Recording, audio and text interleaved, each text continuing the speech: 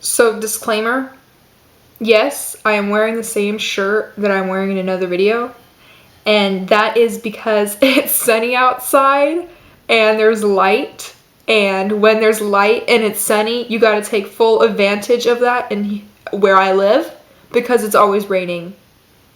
So now that there's sunlight and I'm not in the complete darkness, I'm making 2 videos. So that's why I'm wearing the same shirt. I recently picked up and read Mind Games by Kiersten White, as well as Perfect Lies by Kiersten White. And I figured that instead of just doing TBR lists and book hauls, I would kind of do maybe series or trilogy reviews as well on this YouTube channel here. This here YouTube channel. Mind Games follows the story of 2 sisters. The older one, her name is Annie. She's blind, and I think she's 2 years older. And the younger one, her name is Fea, and she is obviously not blind. Or she's not blind. Annie, who is blind, can actually see visions from the possible future. So just because she sees a vision, that doesn't always mean that the future will be exactly that. It can easily and quickly change, especially when it comes to Fea. Fea doesn't really have a superpower like that. She is more like she does. She has like perfect instincts. So when she's asked to look at 4 or 5 boxes, and one of the boxes has a possible bomb in it, and her gut instinct is perfect, and she will always pick the right box. She will always pick the right thing to do. She will know when someone's lying. She knows what to do, when to do it, and how to do it. So both of these girls attend a high school, or attend a school for girls who have these but supernatural powers. Right from the start, when they had the interview to go to the school, Fea knew that there was something that wasn't right. Both Fea and Annie's parents have passed away in a car crash, and Annie still till today blames herself that it was her fault, and she could have easily seen the future and would have known and could have prevented it. So she takes a lot of that onto herself. But anyways, the 2 attend a school that's specialized in helping girls with these superpowers like Annie's. And Fea doesn't want her sister to go there by herself, because since she was young, her parents have always told her that she's the protector of Annie, and she was the one who needs to take care of her when they're not around anymore. So Fea and Annie attend this school. It's not just any kind of school, and it's just not any specialized school. Instead, this school is run by a man who runs corporations, or works with big corporations. And he uses these girls as powers to kind of get his own way and get things to be better for him, and to so nothing will happen to him. In this school, there's girls like Annie who can see the future. There's other girls who can know exactly what you're thinking. There's girls who can feel your emotion. But there's no girls like Fea. Fea is the only one, and she even calls herself the hands of the school. So she does all the dirty work, basically. The only reason Fea and Annie are still there after realizing what the school was really doing is because Fea is always being threatened that if she isn't doing what she's told, that Annie will be harmed. So no matter what they ask of her, Fea is always following the rules and doing what they tell her to do. But one day, when she's asked to murder a man or a boy, a cute boy, she decides not to do it, and she decides to let him live. And she is worried that it has repercussions, that she will regret letting him go and not doing as she was told, and that maybe she'll lose her sister forever. And Mind Games is exactly that. It follows the story of Fea and Annie and their escape from the school. It shows the struggles that they go through, anything that they'll do to save each other, and the distances they'll go just to keep one another safe. And I kind of try to make it dramatic. Dun, dun, dun.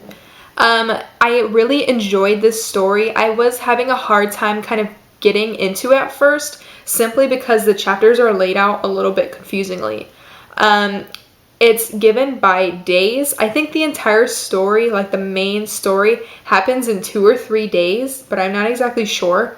but like a chapter will start, okay, Monday morning, then it'll go back to 2 years ago when their parents are still alive, and then it'll go back. So not only is it switching from the different times, so you might be reading from something from now or something from months and months ago, but also between Annie and Faya. So I think that was the hardest part for me about reading this book. It wasn't because the book was boring. It wasn't because it was hard to understand. It wasn't because anything like that, but it was more because I just had a hard time like keeping up with what was happening when and who was this happening to, because I was always confused as to who was talking in this chapter, because the characters themselves were actually really, really similar, and that's kind of what you would assume when they're sisters. But I just felt like either story could have sometimes went to either one, except for when the author was kind of talking about being blind and not being able to see. So that was the hardest part for me, simply just to get used to that and kind of get used to, okay, well, this is in the future, or this is in the present, or this is in the past, and kind of reminding myself when what happens, and to kind of connect that all in my head and kind of see how the story is laid out. So after I finally got kind of a pattern down of how to do that, and always reminding myself that this isn't happening right now, this has happened in the past, I really got into this story and I just couldn't get enough. I felt like the characters were phenomenal. I felt that the ending was really, really intense, and that I would have never guessed the way the story would have ended, and I would have never, my mind was completely blown by what happened. I mean, it was such an intense ending. It definitely made up for being confused the first 50 pages of the story. There was a few characters, or there was one character that I was a little confused about, and that was James. And I felt like I wasn't sure if he was on the good side or on the bad side, or what his real motive was, but he'll be definitely one of the characters that I'm excited to see, I was excited to see in the next book. So the second book, Perfect Lies, is about what happens after the end of the first book. And I don't really want to give too much away, but everything is obviously going to be different.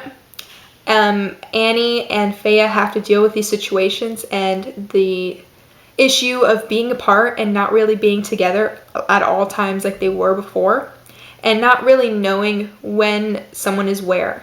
Annie is always known that she can't see any visions that have Faya in it, because they constantly change and nothing is ever true, because Faya is so all over the place.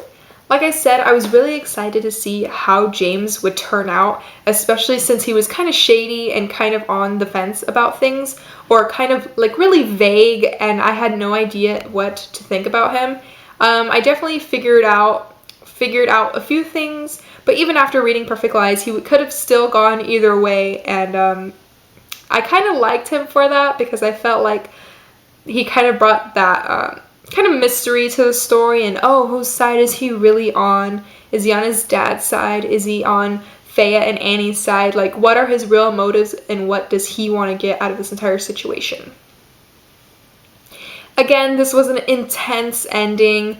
I definitely liked the first one better, because it was just so mind-blowing and so out of the blue and so just crazy, that the second ending was still really, really good, but just because of what happened in the first book, I was just wow, crazy. That was my very first video review on this duology, Mind Games and Perfect Lies. This is the first time I've ever done anything like this, so it's probably not the best review, but I also write the reviews obviously on my blog, and I'll leave the links down below. I hope you enjoyed it. I will definitely get better and better at doing this and making videos and becoming more comfortable in front of the camera. I still have kind of a hard time, because I'm just looking at myself and I'm oh my god, what am I doing? But I hope it was a little bit fun to watch, and that you kind of now want to read the books. And but if you definitely want to read a more detailed review and a more organized review that discusses the story, the characters, things like that, then definitely go down below. Especially if you want to see my review of Perfect Lies, links are all down below. So, If you've read these or if you want to read these, then feel free to leave a comment. I'd love to hear what you have to say. And if you wrote a review, link down below, and I'll definitely come check it out, and I'll have to see what you think as well. Thanks, guys. Bye.